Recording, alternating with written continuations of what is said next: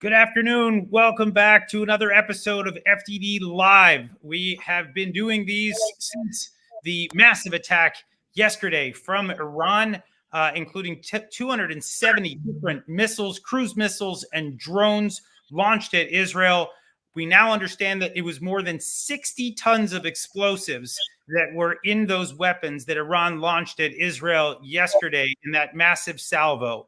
The United States appears to want to hold Israel back from a direct response. This appears to be the tension right now between the White House and the Prime Minister's office in Israel. We understand that the G7 also is talking about trying to restrain Israel in the wake of this attack. In fact, what we're hearing is that out of the White House, they're saying that Israel won this round, that Israel was able to take out a senior IRGC commander and then demonstrate the full depth of its missile defense system.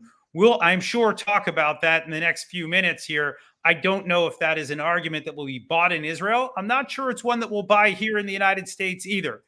Israel has plans. Israel knows what it wants to attack in the wake of last night's strikes.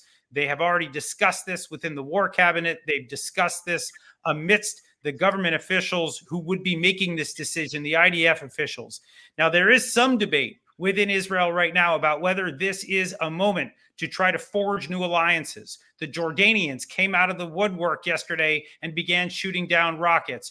We have the Saudis mouthing off right now to the Iranians, letting them know that they are the problem in the region. These are things that we did not fully expect. This could be the moment that potentially helps solidify the Abraham Accords and begins to shape a new direction for the region. But of course, lots of things happen quickly in the Middle East. The headlines continue to twist and turn. We don't know what will be the result of all of this. We do know that the UN is going to be meeting soon at the Security Council to discuss the events of last night. And meanwhile, the Israelis just minutes ago reported that they just shot down some unidentified object off the coast of Eilat.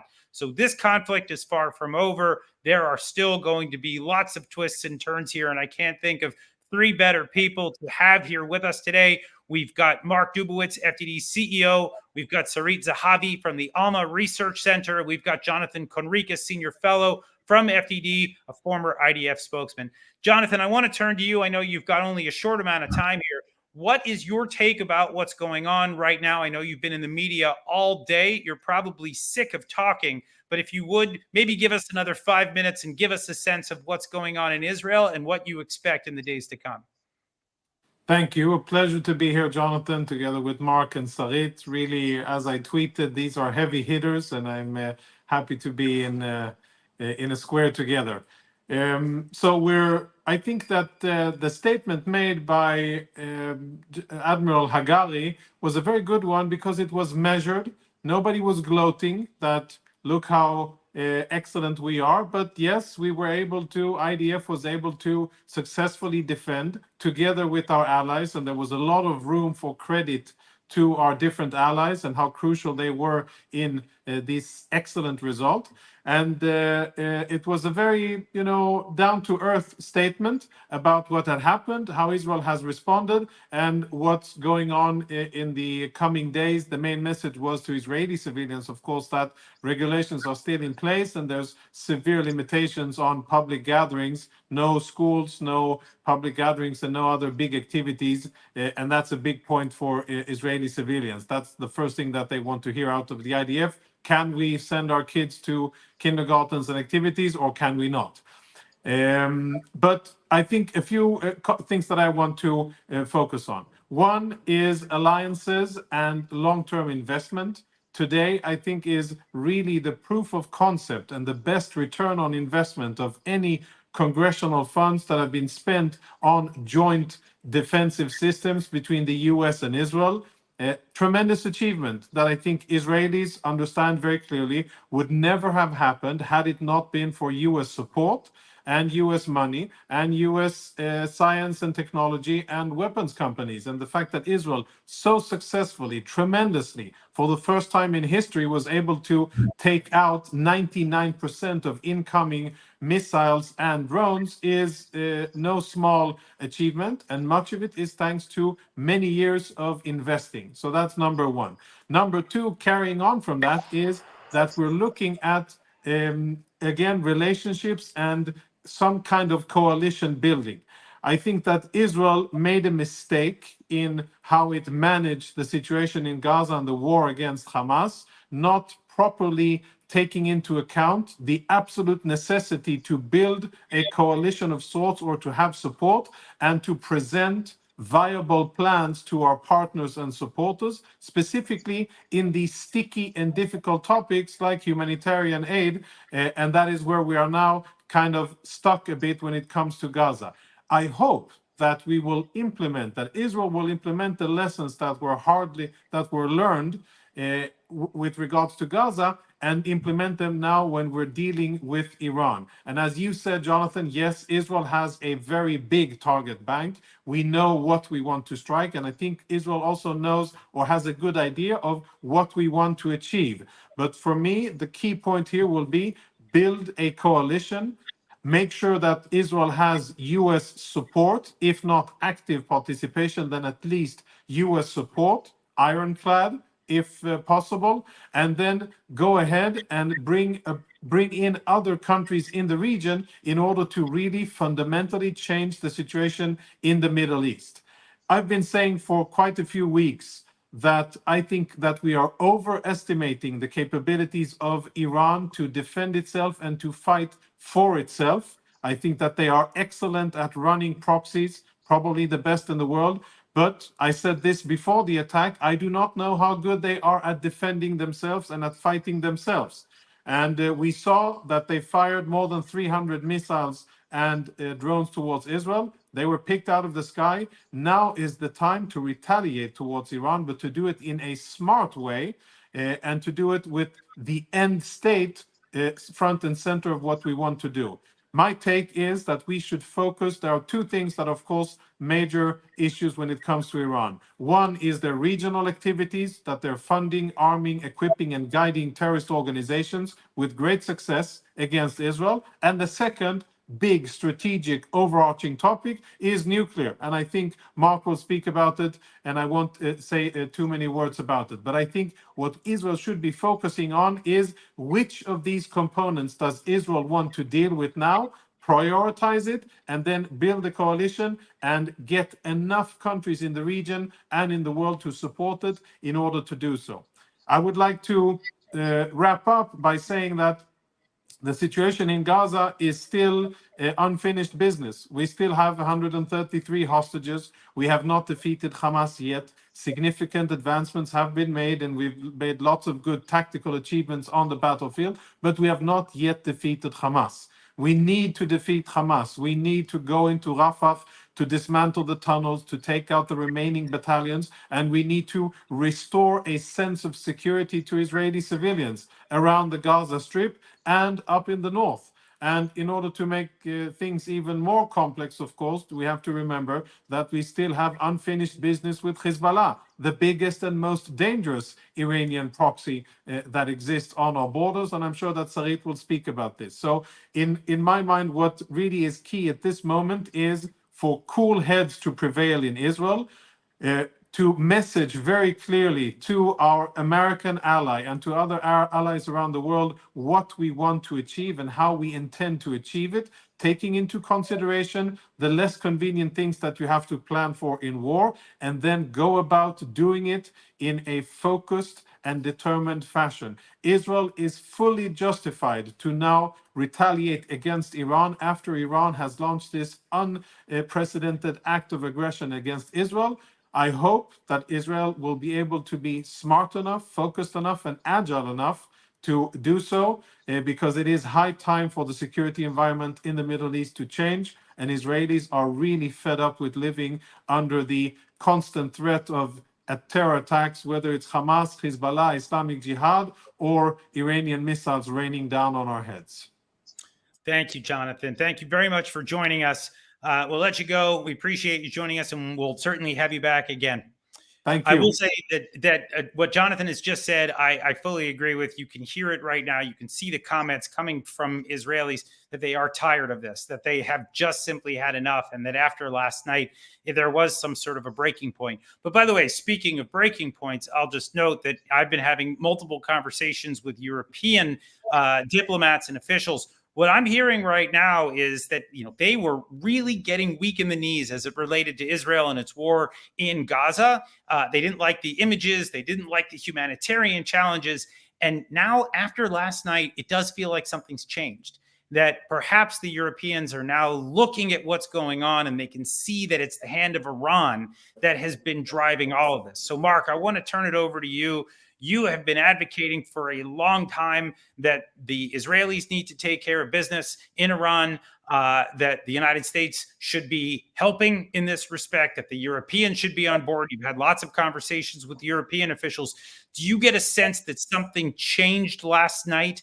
Not just in Israel. I think for sure in Israel, something changed. But do you think that the environment is shifting? Is it more conducive to what you've been advocating for? John, I'd like to say yes. I don't think so. I'm deeply skeptical about European resolve. I'm equally skeptical about the Biden administration's resolve to do anything serious about Iran. I think when everybody's finished, admiring the wonderful technological wizardry that was on display, we got to get down to some core principles, and that is that the Biden administration, its entire philosophy of deterrence is based on denial.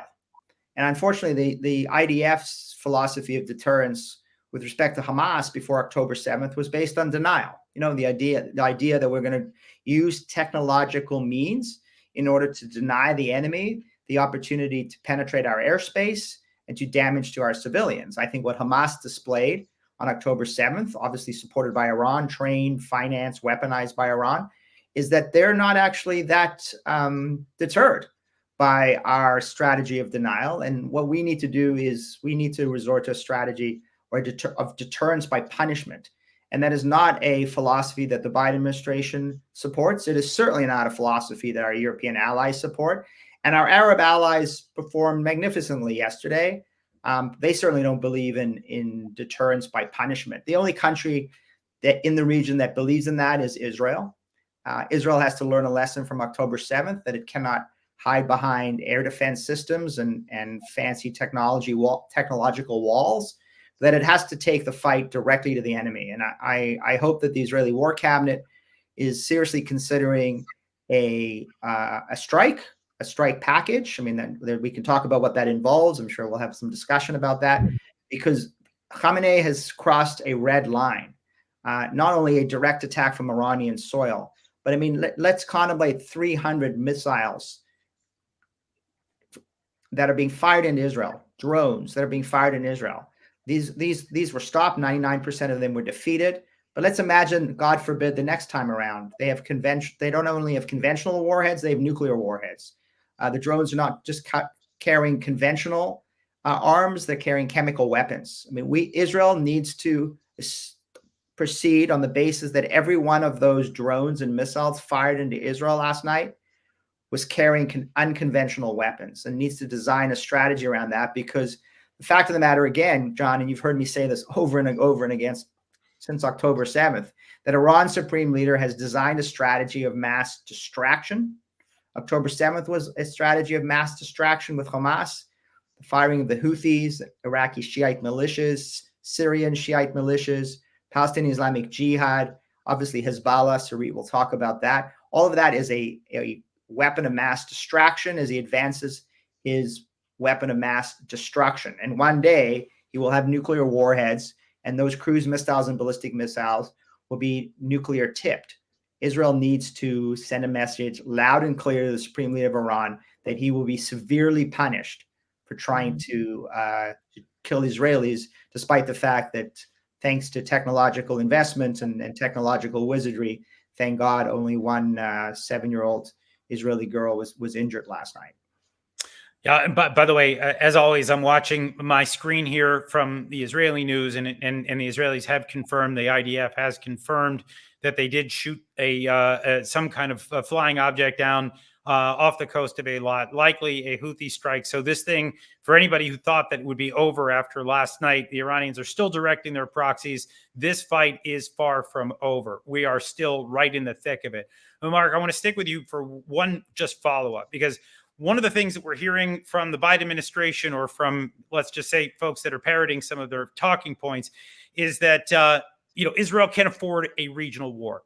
That really this is the moment to build regional alliances, that Israel should pause and find a way to solidify those alliances, bring the Saudis on board, use this as a moment to show the rest of the region that Israel and the United States can be friends and allies and trusted technology partners.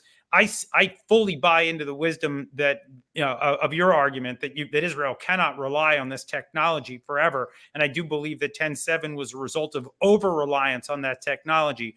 But do you think that response that you're talking about that's needed now, I mean, is now tomorrow, or is now in a week or 2 weeks or a month? Should the Israelis sit on this? By the way, possibly even letting the Iranians stew in their own juices, just keep threatening them the way they threatened Israel for the last week and a half.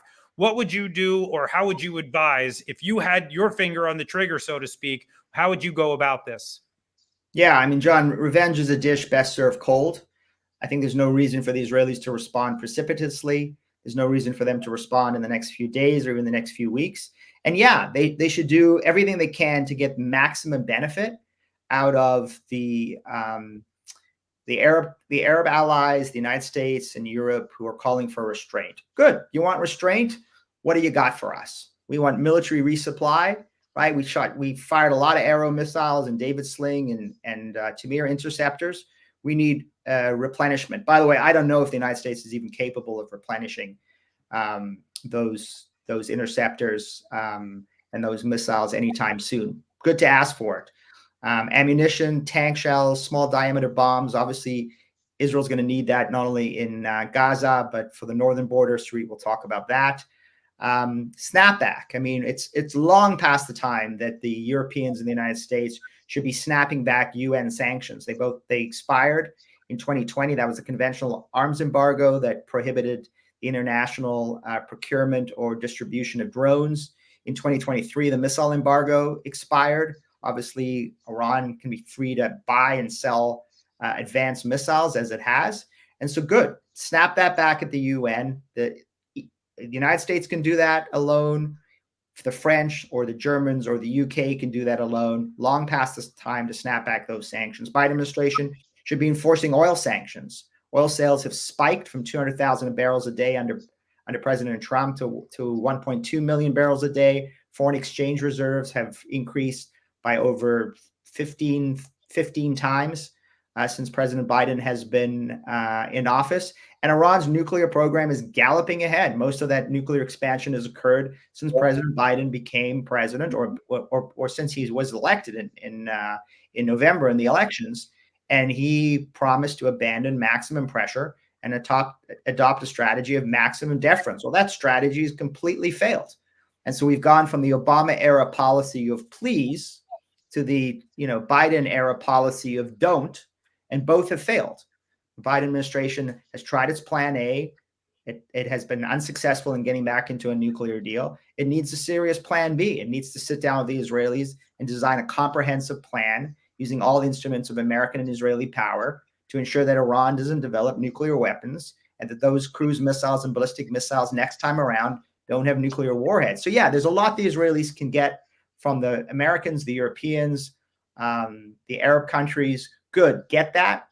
See how much of it is actually solid, and see how much of it is not reversible when the Israelis decide to go into Rafah and there's a confrontation with the Biden administration and they yank all those concessions from Israel because now they're unhappy with the fact that Israel has gone into Rafah to demolish the remaining Hamas battalions. So I'm all in favor of getting as many benefits and concessions as Israel can get from the international community, but I am not naive. I think Israel should not be naive that this is permanent or durable, and that ultimately Israel has to punish the supreme leader of Iran for having the absolute audacity of firing hundreds of missiles and drones at Israeli civilians.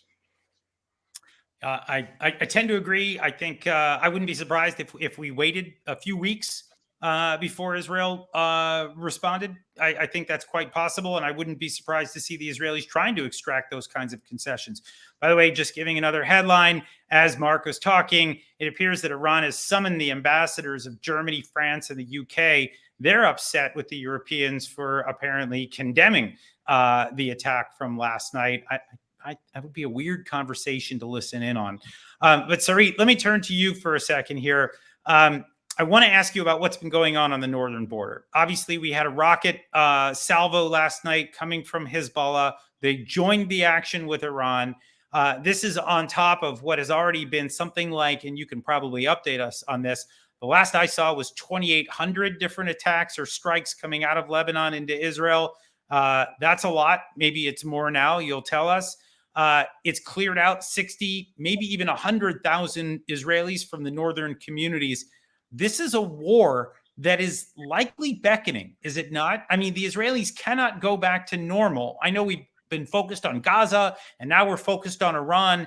This is a big one as well. This is a military that is equal in strength to the average European army, and the Israelis have yet to truly tangle with this power that you study every day. So tell us what's going on up north. First, I must say something about the discussion that was held here. I truly don't understand what else needs to happen that the world will understand that Iran is a global problem that needs to be addressed as quickly as possible. I truly don't understand. 1,200 Israelis were brutally slaughtered. We have war here in the north. In a minute, I'll give you all the numbers. We had yesterday's attack. What else should happen so around the globe, the leaders will understand that defense is not enough? What happened yesterday is playing with defense. That's very good to save lives, but it's not enough for the long term. It's a great victory, truly great victory for Israel. What happened last night, the fact that only very little damage, and sorry for the little girl, by the way, Arab Bedouin girl that was wounded, but and the fact that we got help from everybody around us, including some of the Sunni states. This is tremendously important, but this is not the solution, and a ceasefire as well, like what we see that the administration is looking for in the past 6 months. This is not the solution for the real problem. And from October 8, not 7, 8, you know what, from October 7, but since October 8, I'm under attack here up north. So from these dates specifically, I was saying that we are actually under attack of the unification of fronts. That's the ideology, that's the strategy that Iran had built here in the past decade by all these proxy militias that it cultivated, trained, and financed. You've seen this in Gaza, we've seen this up north. In the north, the situation is really complicated because we are in kind of a war of attrition. We have 60,000 Israelis that were evacuated from 43 communities that don't have any understanding of when they are going to be back. We are talking about 1,400 attacks that came by Hezbollah. These 1,400 attacks, more than 1,400 attacks, doesn't mean 1,400 missiles. It means much, much more than that, because in each attack we've seen anti-tanks, we've seen salvos of tens of rockets, up to 80 rockets at the same salvo. We've seen drones attacks. We even seen some infiltration tries, and it doesn't stop. Today was just another day up north in the past 6 months. Just another day since October 8. We are under attack every day from various areas along the borderline, either to communities which are right at the border, those are evacuated, but also to areas which are a little bit further down. And everybody eventually is affected because I live, for example, 9 kilometers from the border. Nothing is normal in this life. Like my little girl is sleeping in the living room because she's afraid to sleep upstairs at her bedroom. She wants to sleep next to the bomb shelter. That's very small example from the past 2 days. Okay, it's impossible, and I don't think that any country in the world should accept the fact that Israelis are living like that. We accept the biggest mistake that we had done with our security is that we accepted this situation for 18 years in the south, and it ended with a massacre. And we shouldn't wait for the next massacre to happen from the northern border of Israel. By the way, not only the Lebanese one, because proxy militias of Iran are present as we speak also on the Syrian side of the border. And this is also a great risk. And if we will not address that, what is happening in Lebanon will be replicated to Syria, to the Syrian border as well. So for me, what happened yesterday is an opportunity to create a coalition which is not only around defense, it is also around offense. And truly, I must tell you that I was wrong with my evaluation, because I thought before the attack that there would be kind of a preemptive attack of everybody together, like the French and the British and the Americans and Israelis, right against these sources of the shootings. It's not that complicated to understand where these drones and missiles were launched from. This is what was supposed to happen. And if this is what would have happened, we wouldn't have this discussion on what is the best timing to carry out an offensive now, because we should have eliminated the threat and not only just being busy with the defense. Yeah, and I think you get the sense anyway that Israel's going to give this a shot to try to build together that coalition that we've talked about. But then I think patience is running out. I don't think this is a night that anyone is going to forget anytime soon in Israel. Look, just very briefly, can you give us just a SITREP in terms of what exactly has been going on in the north by the numbers, in terms of Hezbollah fighters killed, Israelis wounded and killed? What has this war looked like if you break it down? Because I think when you put it in these terms, it actually becomes rather shocking, right? The amount of damage, the amount of blood that's already been shed. So other than the numbers that I already given, I can say that we have in the Israeli side 60,000 evacuees. There are a few thousand more that nobody knows the exact number that are voluntarily evacuated, that don't get any government compensation. We have 7 civilians who were killed, 6 Israelis and 1 who is a foreign worker from India. 11 soldiers were killed in the northern front. We had, just to give you some examples, we have 70 times attacks of Burkan missiles. These are heavy missiles of half a ton that create a lot of destruction. It's almost impossible to intercept. And they're crazy to look at. It's like it's like an oil barrel full of explosives on top of a missile. And yeah, it really goes a couple hundred yards before it explodes, but it's massive, right? Yeah, it's massive. It caused a lot of destruction. 70 times means probably 150 missiles like that, okay? Because in each launching, it's usually 2 of them, sometimes even more. We had a few hundreds of times the drones, not including yesterday, okay? The drones were launched to Israel, most of them from Lebanon. The total amount of projectiles that were launched to Israel since this war started is around 4,000. As for the anti-tanks attack, these are missiles that cannot be intercepted. We don't have alerts before they are launched. They are extremely accurate, and they are not launched against tanks. They are launched practically against everything, including tanks and farmers and orchards and civilians and whatever. And if we try to look at what Hezbollah is targeting, because it always claims that it is just targeting military targets, this is not the situation, clearly, okay? 43% of the attacks that came from Lebanon since this war started either deliberately targeted civilians or put at risk civilians over here up north. That's about half of the targets. Now, if I'm looking at Lebanon, which is also within the interest of international community, there is no future for Lebanon as long as this threat is not being dealt. And I think that many voices in Lebanon itself already understand that. So in Lebanon, you have 90,000 evacuees as well that are getting the compensation from Hezbollah. Okay, the Lebanese government announced that it will compensate them, but this is hardly happening. It's without question, we're dealing with a full-blown crisis. And of course, just getting back to some of Mark's comments, it's been the Biden administration that has told Israel not to go north. They've consistently deterred the Israelis. They've restrained the Israelis. I think it's going to be harder and harder to make those arguments after what we saw. And again, I do get a sense that whether or not the international community sides with Israel in the battle of Gaza that is to come, or in a battle with Iran, I think it's very clear to see right now the fingerprints of the Iranians everywhere. I want to actually deal with a couple of questions that came through the transom as we've been talking, and then we're going to try to wrap up here. We have one journalist asking any sense of which Arab allies besides Jordan would have helped in countering Iran's attack. I'll kick this off. You guys feel free to join in. But, look, what I think has really not gone noticed is the fact that CENTCOM, and Israel joined CENTCOM about 2 years ago. CENTCOM is the infrastructure. It's the backbone for all of this. This is the U.S. training and providing the missile defense systems that have been used last night and in other times as well.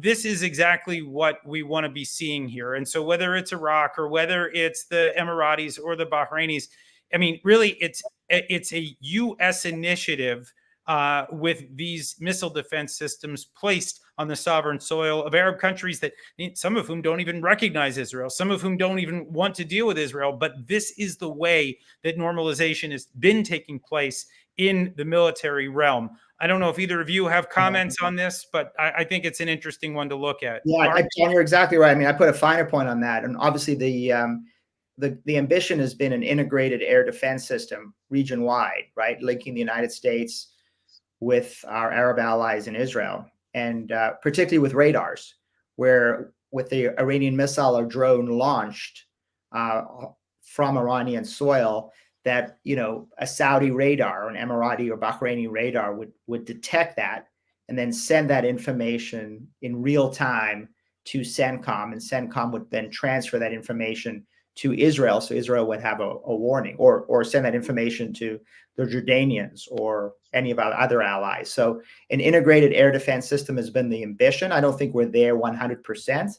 Obviously, it really operates smoothly. It would operate in real time, where that information would be passed from the Saudis to the Jordanians to the Israelis. But I think we're getting as close as possible to that. And I think we saw that, again, that technological wizardry on display last night. And it does underscore how important this regional military integration is. And I hope that's where we're heading. Yeah, I do as well. Sarit, any additional comments on that regional architecture? Yeah, I must say something just about the issue of a ceasefire. It's really important that everybody here will understand when we are talking about ceasefire in the north, the terms that are being used are pushback and withdrawal. 66% of the Hezbollah military operatives that were killed in this war live in South Lebanon. What pushback are we talking about? What kind of withdrawal are we talking about? Yeah, that's a fiction. Yeah, well, this is Amos Hochstein. This is the envoy from the Biden administration to Lebanon. This has been his pet project, and he's been pushing for it. Look, I wish him success, but I think we all need to realize that is not very likely right now. Look, maybe after last night, there could be additional pressure put on Lebanon, but I don't think that's what the Israelis will extract from this. I'm not sure they will. We've got one other question that came in from a journalist, and Mark, I think this one is for you. I'll pose it to you if you and hopefully you'll have a response. I think you will. And the question is this: many lawmakers, Republicans in particular, have pressed for a vigorous military response to Iran. If so, it comes in the context of Congress not passing security aid to Israel, Ukraine, and Taiwan. And this is before the current inflammation of the crisis. What should Congress do legislatively in support of its call for retaliation and whatever comes next? Yeah, I mean, there was some indication over the weekend that House Republicans were going to put the supplemental on the floor. I think it's long past the time. And I think that it needs to be the entire supplemental. It needs to be for Israel, Ukraine, and Taiwan. I think it's a mistake to separate this, because fundamentally, the United States has to make a decision. Are we going to defend our allies who are willing to fight and die in their own defense, right? We had very difficult experiences in Iraq and Afghanistan. We sent America's finest to fight and die overseas. And then we decided those wars were not worth it. So we decided what we would do is defend our allies who were going to fight in their own defense. And we would be the arsenal of democracy. We would provide them with what they needed militarily and politically and diplomatically in order to fight those wars. We've got the Ukrainians fighting our second most dangerous enemy, Vladimir Putin. We've got the Israelis fighting arguably our third most dangerous enemy, Ali Khamenei in Iran. And meanwhile, Xi in China is chomping at the bit to take over Taiwan and move in a way that would be consequential for U.S. power and credibility in the Indo-Pacific and globally. And yet there we have House Republicans and House Democrats threatening to cut off funding for Ukraine and Israel, respectively. So it is a terrible message to our allies. It is a terrible message to our enemies. And I hope Congress moves this week to pass that supplemental and get the Ukrainians and the Israelis and the Taiwanese the money and the military aid they need in order to successfully defend their democracies. Well, you talked before about the weapon of mass distraction and the weapon of mass destruction. I'm surprised you didn't call Congress a weapon of mass discussion, but maybe that's, for another time. A weapon of mass delusion. Okay, that too. Okay, guys, we're going to wrap it up here. Just a couple of quick headlines that came across the transom again.